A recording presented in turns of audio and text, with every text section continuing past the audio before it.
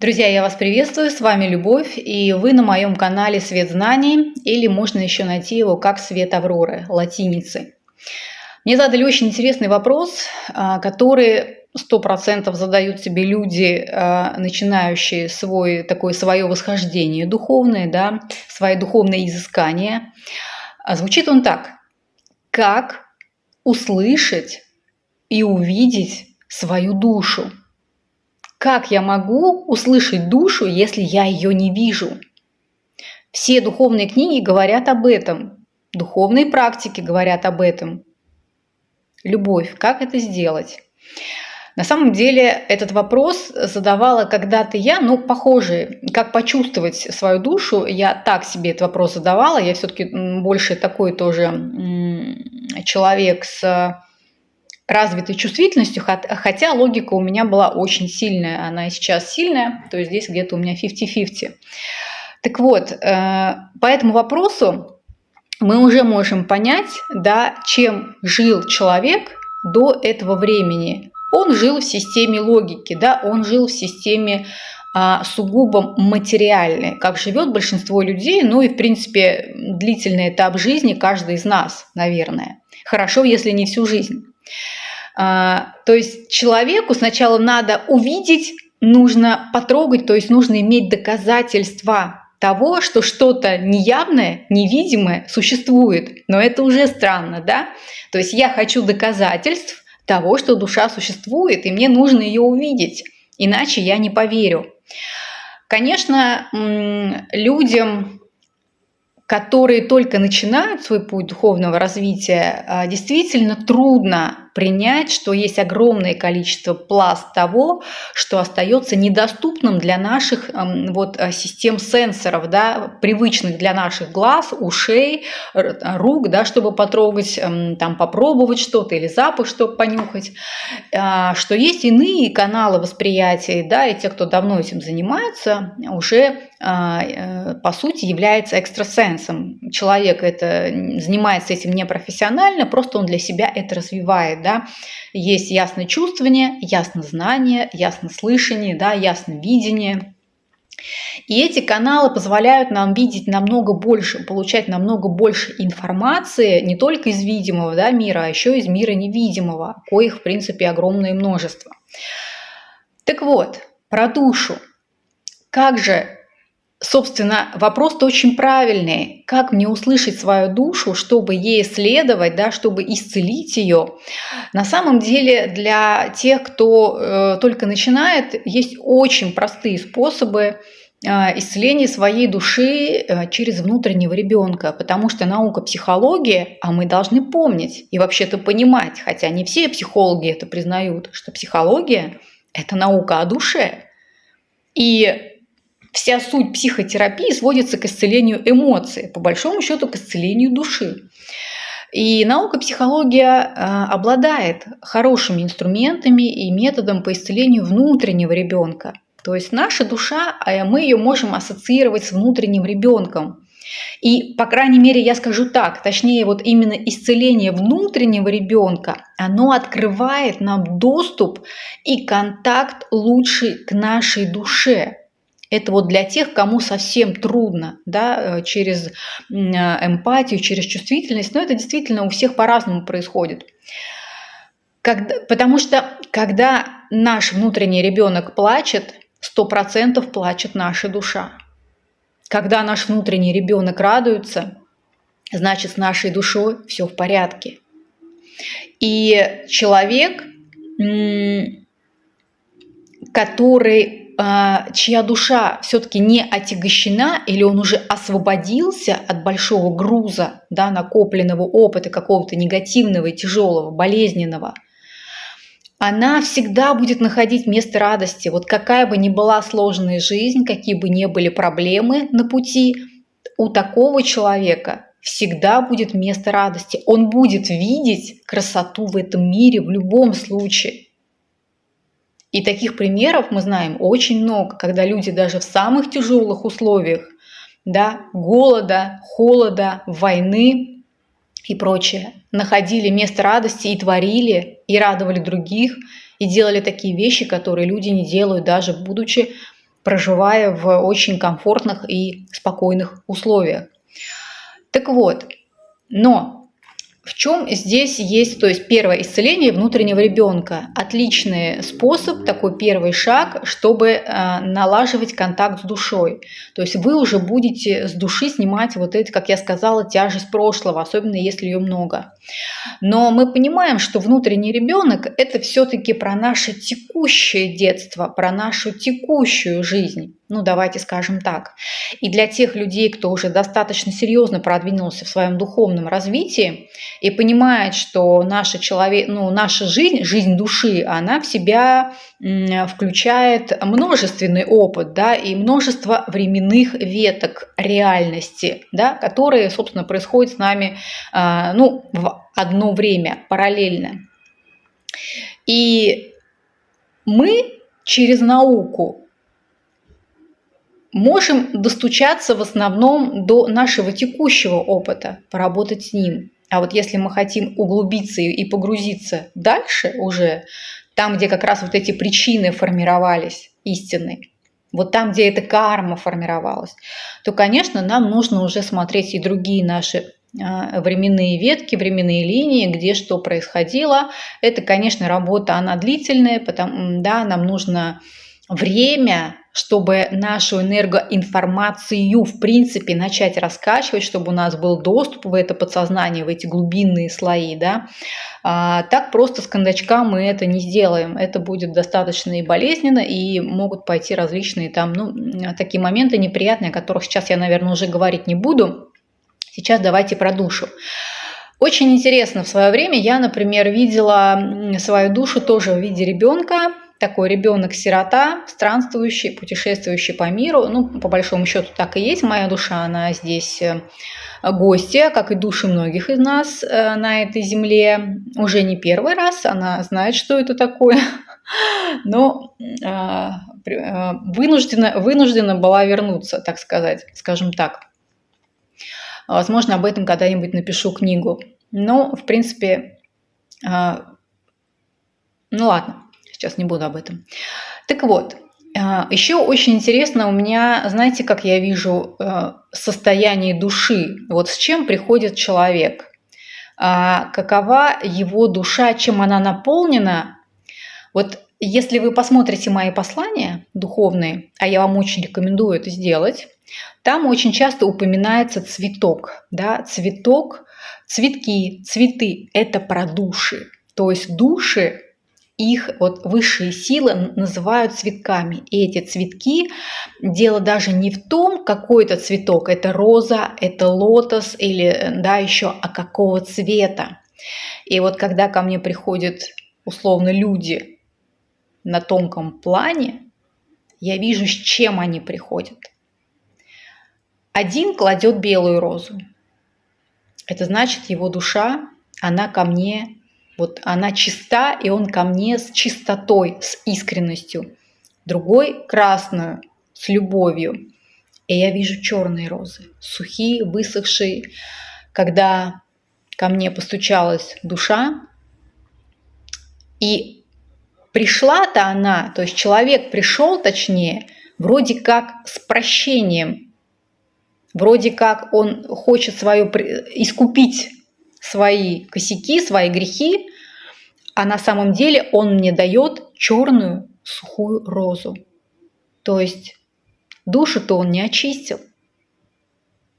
Поэтому ему надо идти очищать свою душу и потом приходить. Потому что она у него полна вот этого негатива. Что такое черная роза, сухая, колючая? Это значит много-много негативных эмоций. Это очень интересно. И даже, вы знаете, вот ведь каждый человек имеет запах. Это информация, это энергоинформация. Каждая душа, конечно же, имеет запах в зависимости от того, чем она наполнена. И не зря, например, Иисус Христос, когда вы вспоминаете великих учителей или святых, фантом их тут же, он встает рядом с вами, да? Голограмма. И появляется запах. Вот, например, энергия Иисуса Христа, сразу запах роз.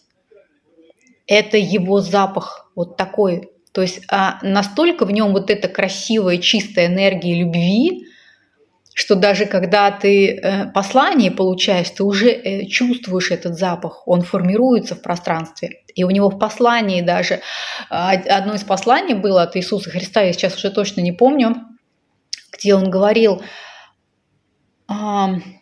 я источаю аромат, я уже не вспомню, но вот посмотрите, найдите в духовных посланиях обязательно. То есть наши души, они цветки, они как цветки, они обладают определенной энергией и информацией, определенным, конечно же, запахом, определенным цветом. Это все наша информация. И человек обладает, и наша аура обладает определенным цветом, определенным запахом, звуком. То есть мы – это вот сплошная информация. Это я к тому, что души, прям так, как они есть, так, как они изначально созданы Творцом, мы увидеть не можем никогда. Мы их не увидим. Человеку это не дано. Человеку не дано увидеть душу. Мы слишком маленькие для того, чтобы это видеть. Но какие-то вещи, которые изначально мы можем проассоциировать для себя, чтобы потом с ними соединяться и снимать информацию и понимать, а что происходит, конечно же, мы можем, как я сказала, через внутреннего ребенка. Поместите его сюда, выделите ему место в своем сердце. И каждый день перед сном или утром вы можете с ним контактировать, общаться. Можете просто ему, например, сказать, что ты будешь мне приносить вести от души. Хотя для этого у нас есть совесть. Да, совесть – это вестник души. И она всегда говорит нам, что мы делаем не так. Мы это чувствуем. Поэтому, конечно, мы можем пробовать все пропускать через логику, но мы так не разовьем себя, потому что мы слишком сложные. Сложные не... То есть мы не одноклеточные, я в этом плане, да, у нас есть разные как раз системы, разные модальности сенсорные, которые нам в помощь, и мы должны уметь применять все, развивать все. И интуитивное, да, и логическое. Специально придумывать про цветы, я вам привела свой пример, но это не было придумкой, это мне пришло. Да, вот как это стало появляться в моем поле, когда я работала на духовном плане, на тонком плане. И когда это стало повторяться, я увидела в этом закономерность, и потом я уже разобралась, что это такое. Когда ко мне приходят живые, неживые, и я вижу, что с их душами. Когда приходят там предатели, еще с прошлых, просят прощения, а у самих у всех чернота, рассыпаются розы. То есть они не очищены. Я не имею права прощать их. Они должны завершить свои уроки, вернуть свои долги и после этого приходить ко мне. А те, кто очищены, с чистой душой, добро пожаловать. Поэтому работа с душой, не надо к ней относиться как к чему-то автоматическому. Пожалуйста, не относитесь так к этому. Так нельзя. Я не знаю, как вы работаете. Постепенно. Все должно быть постепенно. Раскрытие чувствительности, чувственности, чувствования. Вот здесь фокус должен быть. И самое главное здесь, мы на самом деле ведь чувствуем. Мешает нам всегда обман, собственный обман. Когда мы обманываем себя, что мы не чувствуем. Мы чувствуем, но идем и делаем привычно, исходя из логики. Это вот знаете как? Очень простые примеры. Я тоже по себе могу сказать, что, давайте банальные. вам нужен какой-то специалист. У вас есть набор параметров, например, там стоимость, то есть вы для себя уже придумали кучу всего, там сколько он должен стоить, как он чуть ли не должен выглядеть, там он должен быть, иметь то и так далее и тому подобное. Вы хотите такого специалиста. И вы начинаете там где-то в чатах спрашивать: ой, а посоветуйте соседи вот такого специалиста, не знаю, там парикмахера, а посоветуйте вот такого специалиста. Вам там накидывают, и вы выбираете из этих параметров подешевле, да, и типа крутой, как вам сказали. Но это не значит, что он будет в вашем случае крутой. Это не значит, что он вам подойдет. Здесь вот я сколько раз за собой замечала, когда я начинаю такой подход использовать, не работает. Никогда разочарование. А когда я включаю интуицию, то есть не четко по рекомендациям, что вот этот крутой или вот этот лучше, а когда я собираю информацию сама и основываясь на своем, вот куда у меня лежит сердце, вот куда оно направлено, на кого, и там, значит, я поступлюсь какими-то критериями, да, в плане там стоимости, например, еще чего-то. Но туда, куда у меня лежит сердце, это всегда будет мой вариант, и он для меня будет лучшим.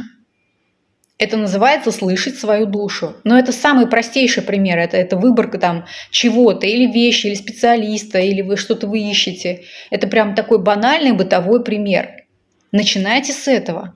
Раскачивайте свое, то есть чувствование самих себя, понимание самих себя. Это вот оно и есть.